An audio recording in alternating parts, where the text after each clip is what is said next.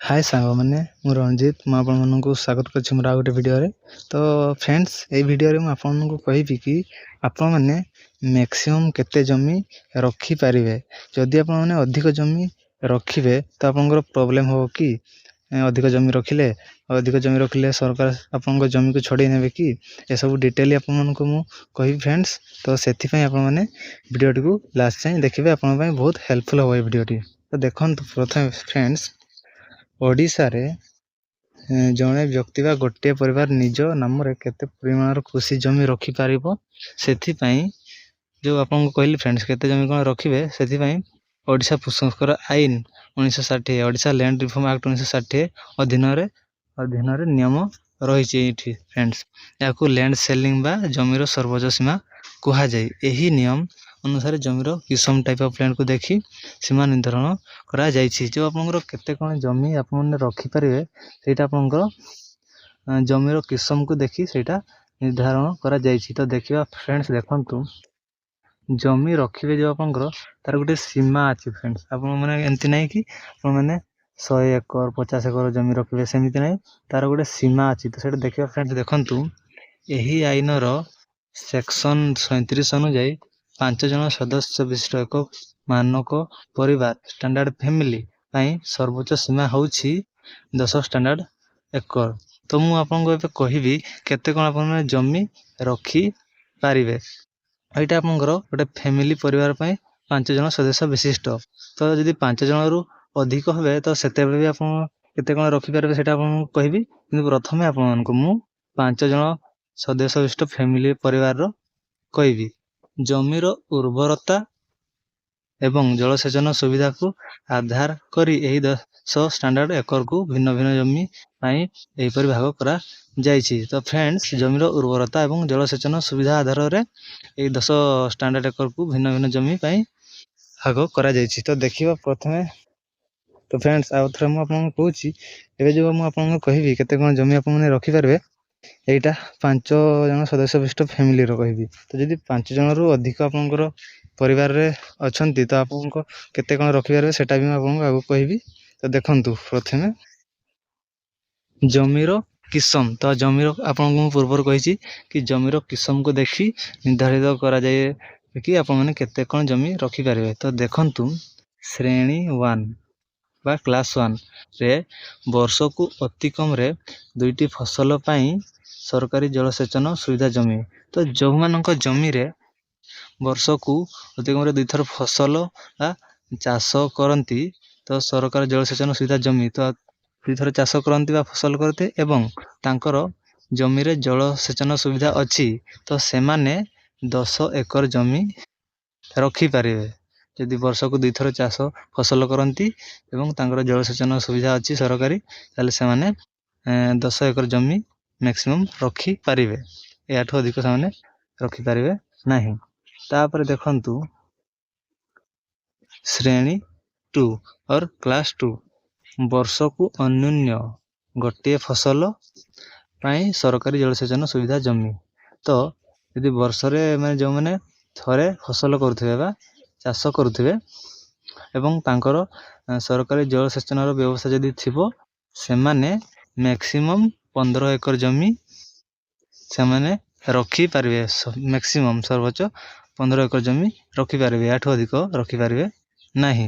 तो जानिले एबे देखंतु श्रेणी 3 देखंतु फ्रेंड्स श्रेणी 3 और क्लास 3 जलसेचन सुविधा नथिबा किंतु धान चाष उपयोगी जमी।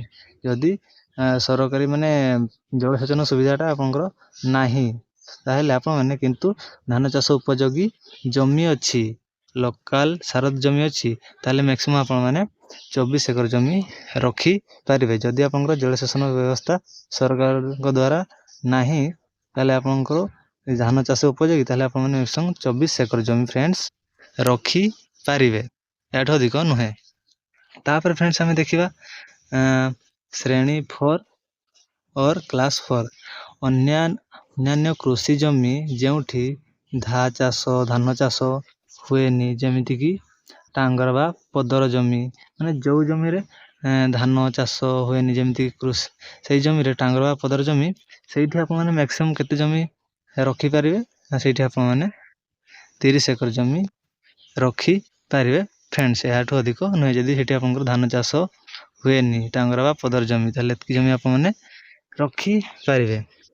ତ ଫ୍ରେଣ୍ଡସ୍, ମୁଁ ତ ଆପଣଙ୍କୁ ଯେଉଁ କହିଲି ଆପଣମାନେ ଆପଣଙ୍କର ଯେଉଁ କହିଲି ଜମିର କିସମକୁ ଦେଖି ଆପଣମାନେ କେତେ କ'ଣ ଜମି ରଖିବେ ସେଇଟା ନିର୍ଦ୍ଧାରିତ କରାଯାଇଛି। ତ ଏବେ ମୁଁ ଆପଣଙ୍କୁ କହିବି, ତ ଏଇଟା ତ ଆପଣଙ୍କୁ ମୁଁ 5 ଜଣ ସଦସ୍ୟ ବିଶିଷ୍ଟ ପରିବାରଙ୍କର ସେଇଟା କହିଲି।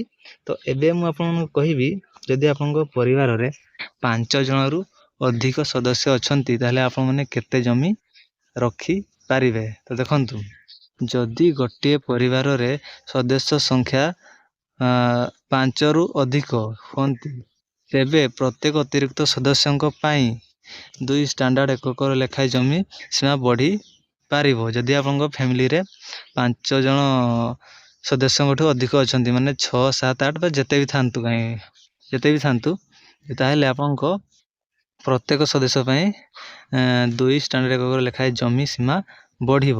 କିନ୍ତୁ ମନେ ରଖନ୍ତୁ ଫ୍ରେଣ୍ଡସ୍, ସଦସ୍ୟ ସଂଖ୍ୟା ଯେତେ ଅଧିକ ହେଲେ ବି ଗୋଟିଏ ପରିବାରର ସର୍ବାଧିକ 18 ଷ୍ଟାଣ୍ଡାର୍ଡ଼ ଏକର ବା ସର୍ବାଧିକ 54 ଏକର କିସମ 4 ଜମିରୁ ଅଧିକ ରଖିପାରିବେ ନାହିଁ। ତ ଆପଣଙ୍କୁ ତ ମୁଁ କହିଲି ମାନେ 2 ଏକର ଲେଖା ଆପଣଙ୍କର ବଢ଼ିବ, କିନ୍ତୁ ବଢ଼ିବ ଯେ ତାର ଗୋଟେ ଲିମିଟ୍ ଅଛି ଫ୍ରେଣ୍ଡସ୍। ଆପଣଙ୍କର 18 ଷ୍ଟାଣ୍ଡାର୍ଡ଼ରୁ ଆପଣଙ୍କର କ୍ରସ୍ କରିବ, 18 ଷ୍ଟାଣ୍ଡାର୍ଡ଼ ଏକରରୁ କ୍ରସ୍ କରିବ ନାହିଁ। ଏତିକି ଭିତରେ ଆପଣଙ୍କର ଏଠୁ ଆପଣଙ୍କର ଆଉ ଅଧିକ ଆପଣମାନେ ରଖିପାରିବେ ନାହିଁ, ଯେତେ ଫ୍ୟାମିଲିରେ ଆପଣଙ୍କର ଯେତେ ସଦସ୍ୟ ଥିଲେ ସୁଦ୍ଧା। ଏତିକି ଯଦି ଆପଣଙ୍କର 6 ଜଣ ଅଛନ୍ତି ତ ସେଇ ହିସାବରେ ଆପଣମାନେ ରଖିପାରିବେ, କିନ୍ତୁ ମ୍ୟାକ୍ସିମମ୍ 18 ଷ୍ଟାଣ୍ଡାର୍ଡ଼ ଏକର ବା ସର୍ବାଧିକ 54 ଏକର କିସମ 4 ଜମିରୁ ଅଧିକ ଆପଣମାନେ ରଖିପାରିବେ ନାହିଁ ଫ୍ରେଣ୍ଡସ୍। ତ ଜାଣିଲେ, ଆପଣଙ୍କର ଡାଉଟ୍ କ୍ଲିୟର ହେଇଥିବ କ'ଣ ଫ୍ୟାମିଲି ମେମ୍ବର ବେଶୀ ସଦସ୍ୟ ଥିଲେ କେତେ କ'ଣ ଜମି ରଖିହେବ, ମ୍ୟାକ୍ସିମମ୍ କେତେ ଯାଇ ରଖିହେବ ଜାଣିଲେ। ଏବେ ଦେଖିବା ଫ୍ରେଣ୍ଡସ୍, ଦେଖନ୍ତୁ ଅଧିକ ଜମି ଥିଲେ କ'ଣ ଦଣ୍ଡ ବା ଆଇନଗତ ବ୍ୟବସ୍ଥା ରହିଛି। ମୁଁ ତ ଆପଣଙ୍କୁ କହିଲି ଫ୍ରେଣ୍ଡସ୍, ତ ଆପଣମାନେ ମ୍ୟାକ୍ସିମମ୍ କେତେ ଜମି ଆପଣଙ୍କର ରଖିପାରିବେ, ତ ଫ୍ୟାମିଲିରେ ବା ପରିବାରରେ ଆପଣଙ୍କର ରଖିପାରିବେ ସେଇଟା କହିଲି। ଏବେ ମୁଁ ଆପଣଙ୍କୁ କହିବି କି ଆପଣମାନେ ଯଦି ଆପଣଙ୍କର ଅଧିକ ଜମି ଥିଲେ, ମାନେ ଅଧିକ ଜମି ତାଠୁ ଯଦି ଅଧିକ ଜମି ଆପଣଙ୍କର ଅଛି ଥିଲେ କ'ଣ ଦଣ୍ଡ ବା ଆଇନଗତ ବ୍ୟବସ୍ଥା ରହିଛି ସେଇଟା ଆପଣଙ୍କୁ କହିବି। ଦେଖନ୍ତୁ, ଯଦି ଜଣେ ବ୍ୟକ୍ତି ବା ପରିବାରରେ ନିର୍ଦ୍ଧାରିତ ସୀମାରୁ ଅଧିକ ଜମି ଥାଏ, ତେବେ ଓଡ଼ିଶା ଭୂସଂସ୍କାର ଆଇନ ଅନୁଯାୟୀ ନିମ୍ନଲିଖିତ ପଦକ୍ଷେପ ନିଆଯାଏ। ତ ଅଧିକ ଜମି ଆପଣଙ୍କର ଯଦି ଥିବ ତାହେଲେ ଆପଣଙ୍କର ଓଡ଼ିଶା ଭୂସଂସ୍କାର ଆଇନ ଅନୁଯାୟୀ ନିମ୍ନଲିଖିତ ପଦକ୍ଷେପ ନିଆଯାଏ। ଯେଉଁ ପଦକ୍ଷେପଟା ନିଆଯାଏ ସେଇଟା କ'ଣ ନା ନିଆଯାଏ ଦେଖିବା ଫ୍ରେଣ୍ଡସ୍। ଦେଖନ୍ତୁ, ଜମି ସରକାରୀ ହୋଇଯାଏ। ଯଦି ଆପଣଙ୍କୁ ମୁଁ ଯେଉଁ ଲିମିଟ୍ଟା କହିଲି ଜମିର ଲିମିଟ୍ଟା, ତ ସେତିକି ଲିମିଟ୍ ଯାଏ ଆପଣମାନେ ରଖିପାରିବେ। ଯଦି ସେତିକିରୁ ଆପଣମାନେ ଅଧିକ ଆପଣଙ୍କର ଅଛି ତାହେଲେ ଆପଣଙ୍କର ଜମି ଅନୁଯାୟୀ ଆପଣଙ୍କର ନିୟମ ଅଛି, ସେଇ ନିୟମ ଆପଣଙ୍କର ଲାଗୁ ହେବ, ମାନେ ଜମି ସରକାରୀ ହୋଇଯିବ। ଅଧିକ ଜମି ଥିଲେ ଆପଣଙ୍କର ଜମି ସରକାରୀ ହୋଇଯିବ। ଅଧିକ ଥିଲେ ଫ୍ରେଣ୍ଡସ୍, ସୀମାରୁ ଅଧିକ ଥିବା ଜମିକୁ ସରକାର ନିଜ ଅଧୀନକୁ ନେଇଯାଆନ୍ତି। ତ ଆପଣଙ୍କର ଯେଉଁ ଲିମିଟ୍ଟା କହିଲି ସେତିକିରୁ ଅଧିକ ଥିଲେ ଆପଣଙ୍କର ଜମିକୁ ସେଇଟା ସରକାରୀ ହୋଇଯାଏ ଏବଂ ସେଇ ଜମିକୁ ଆପଣଙ୍କ ସରକାର ନେଇଯାଆନ୍ତି ଆପଣଙ୍କ ପାଖରୁ। ତାପରେ ଏହି ବଳକା ଜମିକୁ ସରକାର ପର ସମୟରେ ଭୂମିହୀନ ଗରିବ ଲୋକ ବା ଚାଷୀମାନଙ୍କ ମଧ୍ୟରେ ବଣ୍ଟନ କରନ୍ତି। ଯେଉଁ ଆପଣଙ୍କ ଜମିଟା ଆପଣମାନଙ୍କଠୁ ନିଅନ୍ତି ସେମାନେ, ସେଇ ଜମିକୁ ସେମାନେ ଗରିବ ଲୋକ ବା ଚାଷୀମାନଙ୍କ ମଧ୍ୟରେ, ଭୂମିହୀନ ଗରିବ ଲୋକ ବା ଚାଷୀମାନଙ୍କ ମଧ୍ୟରେ ବଣ୍ଟନ କରନ୍ତି ଫ୍ରେଣ୍ଡସ୍। ତାପରେ ଦେଖନ୍ତୁ ଜରିମାନା ବ୍ୟବସ୍ଥା। ତ ଜରିମାନା ବ୍ୟବସ୍ଥା ବି ଫ୍ରେଣ୍ଡସ୍ ଅଛି। ଆପଣ ଦେଖନ୍ତୁ କ'ଣ ନା, ଯଦି କେହି ବ୍ୟକ୍ତି ନିଜର ବଳକା ଜମି ବିଷୟରେ ସରକାରଙ୍କୁ ଭୁଲ ତଥ୍ୟ ଦିଅନ୍ତି ବା ତଥ୍ୟ ଲୁଚାଇ ଦେବେ, ତାଙ୍କ ଉପରେ ଆର୍ଥିକ ଜରିମାନା କରିବାର ପ୍ରାବଧାନ ରହିଛି। ଯଦି ଫ୍ରେଣ୍ଡସ୍ ଆପଣଙ୍କର ଯେଉଁ ଲିମିଟ୍ଟା କହିଲି ସେତିକି ଲିମିଟ୍ରୁ ଯଦି ଆପଣଙ୍କର ଅଧିକ ଜମି ଅଛି, ହେଲେ ଆପଣମାନେ ଯଦି ସରକାରଙ୍କୁ ଭୁଲ ତଥ୍ୟ ଦେଉଛନ୍ତି କି ମାନେ କହିବେ କି ମୋର କମ୍ ଜମି ଅଛି, ଆପଣଙ୍କର ବେଶୀ ଥିବ କିନ୍ତୁ ଆପଣ କହିବେ ଯେ ମୋର ଏତିକି ହିଁ ଅଛି। ଯଦି ଆପଣ ସେଇଟା ଭୁଲ ତଥ୍ୟ ଦେଇଦେଲେ, ଯଦି ଆପଣମାନେ ଭୁଲ କହିବେ ତାହେଲେ ଆପଣଙ୍କୁ ଜରିମାନା କରିବେ ସେଠି ଫ୍ରେଣ୍ଡସ୍ ଯେତେବେଳେ ଜାଣିବେ।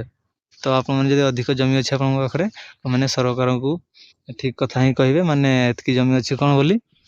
ତ ସେ ଜମି ଆପଣଙ୍କର ଯେଉଁ ଅଧିକ ଥିବ ସେଇଟା ସେମାନେ ଜଣେ ଗରିବ ଲୋକଙ୍କୁ, ଚାଷୀଙ୍କୁ ହିଁ ଦେଇଦେବେ। ତ ଭୁଲ କହିବେନି, ବେକାରିଆରେ ଆପଣଙ୍କୁ ଜରିମାନା କରିବେ।